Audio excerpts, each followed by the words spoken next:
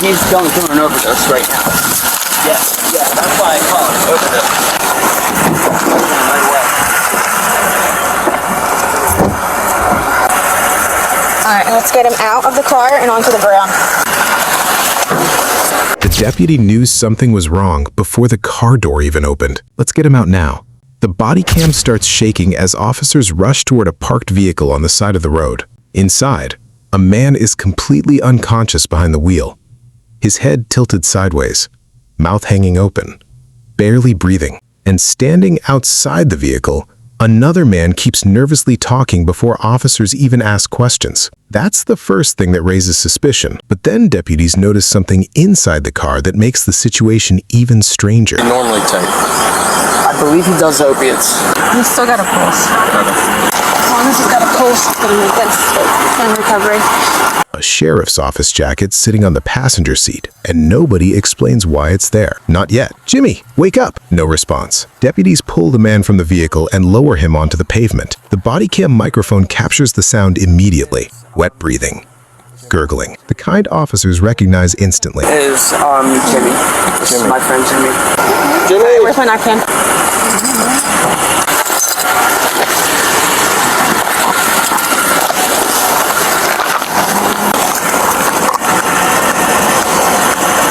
Agonal breathing. One deputy checks for a pulse. Weak. Very weak. Another deputy grabs Narcan. Fast. Does he still have a pulse? Barely. At this point, officers don't even know if the man is going to survive, and the witness standing nearby keeps changing details. Yeah, he's got to be breathing. What does he normally take? I believe he does opiates. He's still got a pulse. As long as he's got a pulse, it's gonna make this in recovery. His name's Jimmy. Deputies continue trying to wake him up. Nothing. The witness keeps talking rapidly, too rapidly.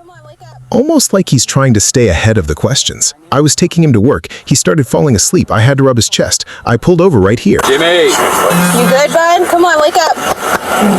What's your name? So, my name is Thomas. Alright, we got a stronger pulse. You said stronger? Officers keep working, but now they're also watching him because experienced deputies know something important. People who panic naturally speak in fragments, but people hiding details often over-explain everything, and viewers immediately start noticing it too. The deputy administers the first dose of Narcan, then everyone waits. Nothing happens. The unconscious man's breathing becomes even louder, more uneven. A horrible choking sound comes through the body cam audio. I can feel his heartbeat, and he's got a better pulse right now. So once I started losing pulse, I went ahead and did the Narcan. One deputy quickly turns his head sideways to keep his airway open. Another deputy checks the pulse again. That's when the pressure completely changes, because now they're racing the clock. One deputy radios for EMS. Do we have an ETA? The response crackles through static. Still several minutes out. Too long. Way too long. The witness suddenly starts pacing, looking around, touching his face. Then comes another strange moment. The deputy asks him directly. Make it to work. Okay. I just heard you get him breathing. Very happy about that. How do you know him? Just a friend. The answer comes fast. Too fast. Then deputies ask again, and suddenly the story changes slightly. Well, hold on a second. Hensley, did you get his info already? Yes, he has my. Okay, do we need him for anything else? I paid him $25 to drive me. Now officers are trying to understand the situation while simultaneously trying to keep a man alive. And then the body cam captures something nobody expected. The witness accidentally says the wrong name again. Not Jimmy. The deputy checks the victim's pulse. Still weak. Come on, Ian. This time, they use the other name, not Jimmy. Ian. And for the first time in the footage, the unconscious man reacts slightly. A tiny movement in his face. But then his body goes limp again. Another deputy immediately administers the second dose of Narcan. Everyone steps back slightly, waiting, watching.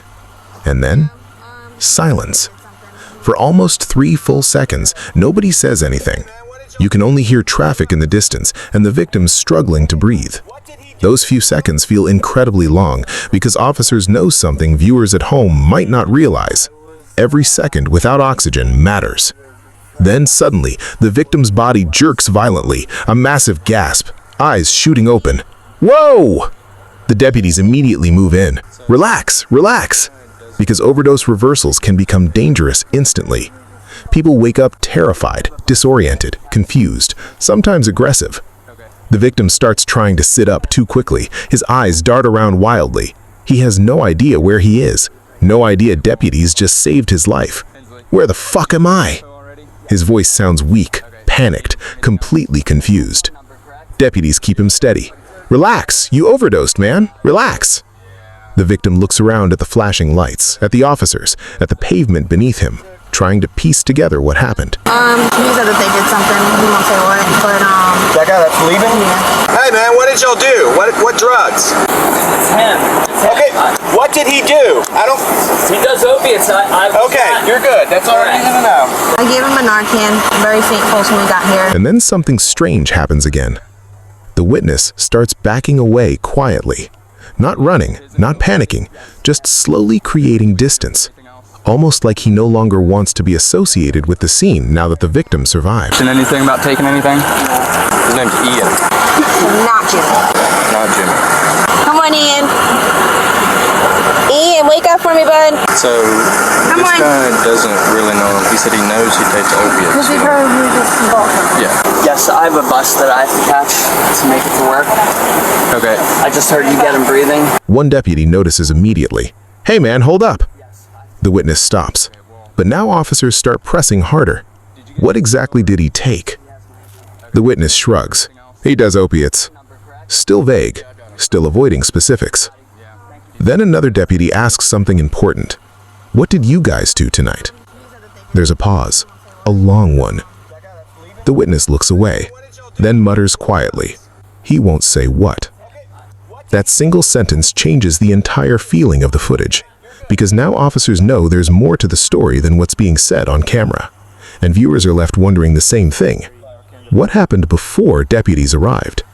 Was this really just a friend trying to save someone, or were they both involved in something much bigger? Then, EMS finally arrives. Paramedics move in quickly, checking vitals, preparing transport. The victim is now awake, but still barely coherent. And the body cam catches one final moment that makes the footage unforgettable. The victim looks directly at the witness, not confused, not angry, almost nervous, like there's something both of them know that nobody else on scene fully understands yet. But before officers can dig deeper, paramedics begin loading him into the ambulance. And just like that, the answers disappear with him. They're doing like the death gurgle. So right now, I can feel his heartbeat, and he's got a better pulse right now. So once I started losing pulse, I went ahead and did the Narcan. Nobody's in trouble. We're just trying Right. to get as much information to help him out. So. Correct. I was hanging out at a friend's house. I told him where I was. How do you know him? He's just a friend? Yeah, this is a friend of mine. I said, hey, I'll pay you $25 if you can give me a ride to work. To this day, viewers still debate the same questions after watching this footage. Why did the witness use two different names? Why was he so desperate to leave? Why was there a sheriff's office jacket inside the car? And most importantly, what really happened before deputies arrived? Because sometimes the scariest part of body cam footage isn't what officers find, it's what nobody fully explains.